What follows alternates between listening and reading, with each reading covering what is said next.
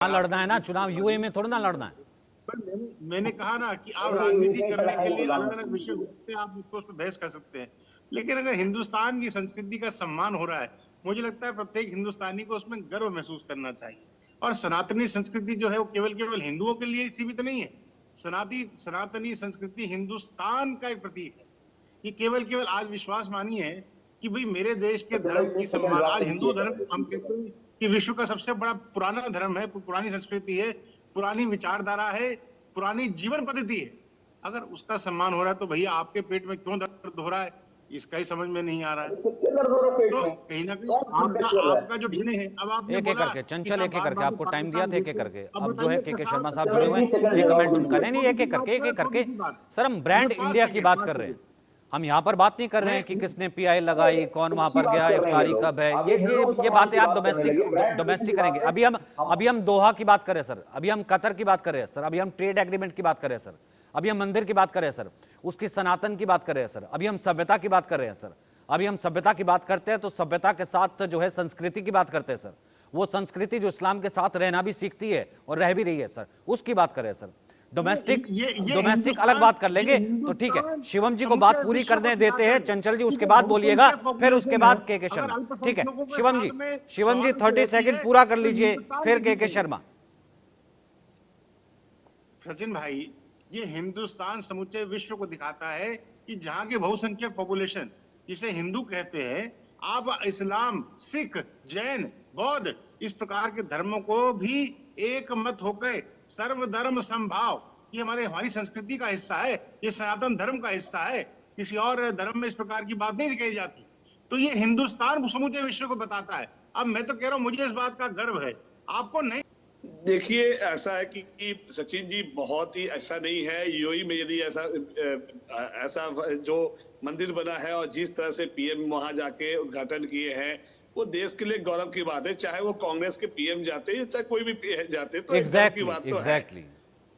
है। हाँ, गर्व की बात है और अच्छा लगता है कि अपने देश का नाम देश विदेश में होता है। यहाँ पार्टी लाइन से हटके हमारा ये नहीं है कि हम यदि विपक्ष में है तो हमेशा उनका विरोधी करेंगे, वे अच्छे काम भी कर रहे हैं तो उनका हम विरोध करेंगे, ऐसा नहीं है। और कभी कांग्रेस इस तरह के कल्चर में रहती नहीं है।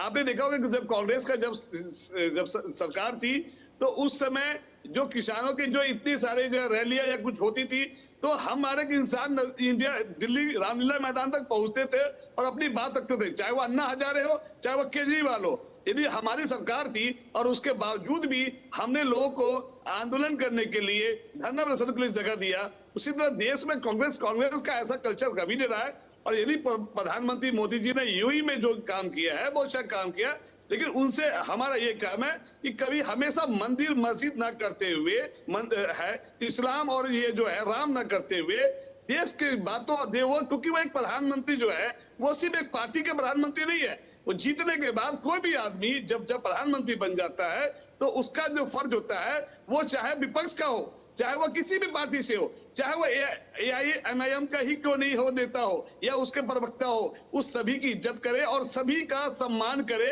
क्योंकि वो पार्टी से उठकर एक देश का प्रधानमंत्री बन जाता है। और देश का प्रधानमंत्री का जो फर्ज है कि देश के लिए तो वो काम है। लेकिन तो सर वहां पर मंदिर में खड़ा हो जाना जो कि एक इस्लामिक मुल्क में है, देश का सम्मान बाकी धर्मों के लिए सम्मान नहीं रह जाता है, ये कैसे होता है? मतलब मेरे को ये समझा दीजिए बस ये, फिर उसके बाद प्रोफेसर आसिफ यही परिभाषा आप मेरे लिए सॉल्व कर दीजिएगा।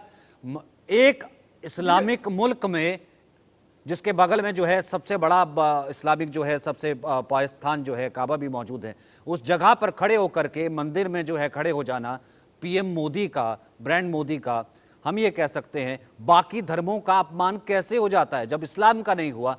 बकौल के शर्मा, आप किसी धर्म का अपमान नहीं हुआ जो उन्होंने वहां पे नहीं, पीएम ने किसी धर्म को नीचा कर दिया या फिर कम कर दिया, अपमान नहीं होता है।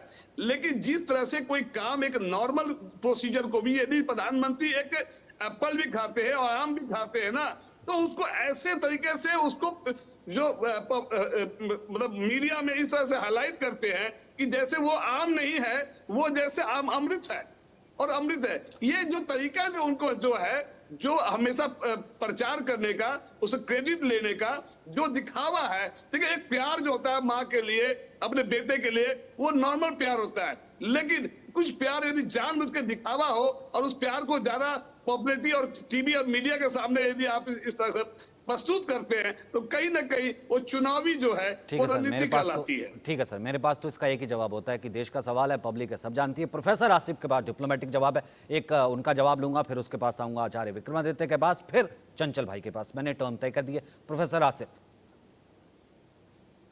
देखिए, सबसे पहले मैं इस पे यही कहना चाहूंगा कि अगर कुछ हुआ है या प्रधानमंत्री या उनकी पार्टी इसको उस हिसाब से एडवर्टाइज कर रही है जो लोगों को पसंद आए नहीं आए, ये उनकी स्मार्ट एडवर्टाइजमेंट टेक्निक्स हो सकती है, उस पर हम कुछ नहीं कह सकते।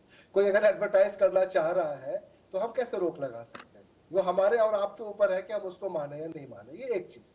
जो एक सच्चाई है वो ये है कि सालों से इस इलाके से लोगों का एक कंसेप्शन था, मिसकंसेप्शन था कि कम से कम जब भाजपा की सरकार आएगी या ये प्रधानमंत्री मोदी जब होंगे या डॉक्टर जयशंकर होंगे तो इस इलाके से, इस मुस्लिम कंट्री से रिलेशन उतने अच्छे नहीं हो सकते हैं। सर वो तो शायद इस इंतजार में बैठे थे, वो तो शायद इस इंतजार में बैठे थे, वो रूट बता रहे थे कि जेनोसाइड किया गया है, यहाँ पर तो एंट्री नहीं होगी, और ये पाकिस्तान भी प्रचार करता था। थोड़ी आसानी हो, थोड़ा बात कंप्लीट नहीं हो पाएगी। मैं थोड़ी सी आपसे वक्त लेना चाहूंगा इस पे। तो मैं ये कह रहा था कि हुआ उसका उल्टा, और यहाँ पे रिलेशंस बहुत अच्छे हुए, बहुत अच्छी डिप्लोमेसी रही, हर तरह के अवार्ड्स भी मिले प्रधानमंत्री को, और आज नतीजा ये देखिए कि यहाँ इस धरती से इस तरीके का मैसेज जा रहा, भव्य मंदिर भी बन गया इस इलाके में, जिसको मैं एक बहुत पॉजिटिव तरीके से लेता हूँ एज एन इंडिविजुअल, और मुझे लगता है कि कोएग्जिस्टेंस होना चाहिए।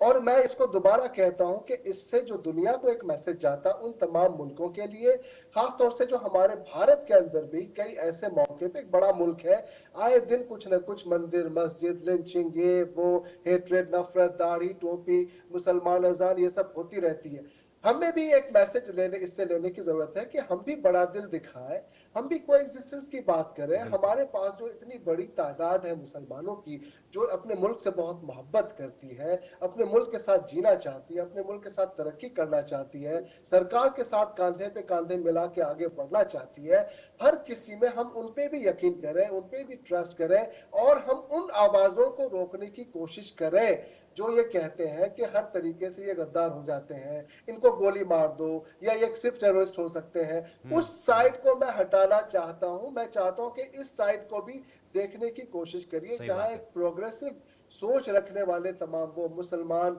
इंडियन मुसलमान, और वो तमाम इस्लामिक कंट्री जो हिंदुस्तान के साथ कांधा मिला के वहां के प्रधानमंत्री को, सर जिस कुरान के लिए इतना सम्मान, जिस प्रॉफिट मोहम्मद के लिए इतना सम्मान, सर सबसे बड़े आराते, और काबा के लिए जिसके लिए इतना सम्मान, वहाँ पर उसी मुल्क में जो है वहाँ हम देखते हैं उसके बगल में यूएई में जो है एक मंदिर अगर बन जाता है, वहाँ पर जो है कोएग्जिस्टेंस हो सकता है। लेकिन जाहिर सी बात है ये इस्लाम का नज़रिया आगे फैलाने की ज़रूरत है ना। अब आचार्य विक्रमादित्य, जहाँ पर एक पोस्टर बना देने से जो है लोग कहते हैं वो वाला इस्लाम भी एग्जिस्ट करता है। पोस्टर बना देने से जो है वो फ्रांस में गले काट लिए जाते हैं कि आपने पोस्टर कैसे बना दिया इस्लाम के नाम पर प्रॉफिट का।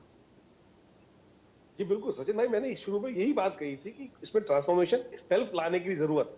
ये पूरे विश्व व्यापक रूप में जिस प्रकार से लोगों ने आपके इस्लाम को, या मैं कहूंगा दो तरह के इस्लाम है, एक हमारे उनका नाम मैं भूल रहा हूँ, जिस प्रकार से वो कहते थे ना मुल्ला का इस्लाम और मौलवी का इस्लाम, जिस प्रकार का है, हमारे तारिक फतेह साहब कहा करते थे, तारिक फतेह साहब बोला करते थे इस बात को कि भाई मुल्ला का इस्लाम है और एक जहाँ रहे खुश रहे, रेस्ट इन हेवन, अच्छी जगह होंगे।